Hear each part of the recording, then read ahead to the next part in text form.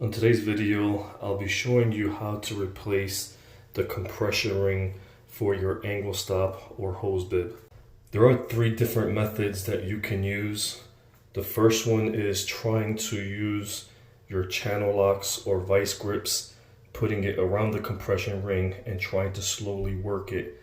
You can either use a motion pulling towards you or you can use a twisting motion. The second method is going to be using your pipe cutters. You can see here on this side I do have clearance. So for some reason I was having a difficult time. I would just use my pipe cutters, cut the pipe, and then put the new compression and the new angle stop or hose bib on. However, if you look at this side, it's going to be much more difficult because I don't have clearance.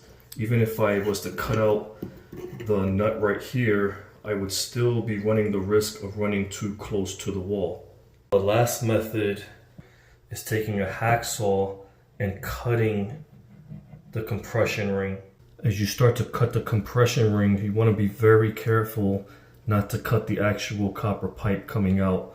So this is going to be a much harder method, but this is really your last resort method. And then you want to be very careful, just cut little by little, use a rag, clean it up just to make sure that you're not actually hitting the pipe. If you're using the channel lock method, you want to be very careful. You just want to kind of slowly wiggle it back and forth, pulling towards you as you do this. Now in theory, if this method works, it's the most preferred method, but it is time consuming and you have to be very careful as you're doing this not to hit the pipe.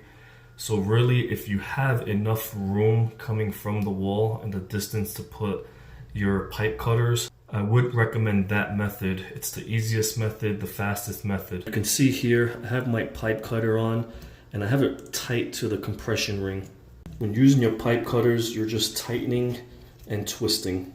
You can see here, as you start to twist it, it cuts the pipe. Now that I got it around, I'm going to tighten it some more and then keep using it. You can see here, I did about 3 times turning it and tightening it. You can see it's a nice clean cut. We're going to remove our old nut. On this one, I did try to use the method of my channel locks. Unfortunately, I'm going to have to cut it using my hacksaw. If you have a Dremel, that would also be another preferred method. It's much quicker, but you do have to be careful when you're tapping it not to hit the pipe. You can see here I have the blade in an angle, and this will allow me just to cut it from side to side. As I'm doing this, I have my headlamp so I can see how deep the groove is.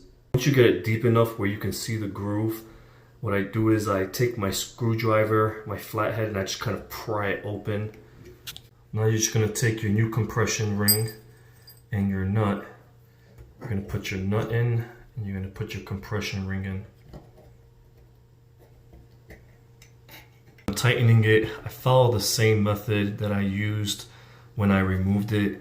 I basically just tighten it, put my vice grips here just for grip, and then I use my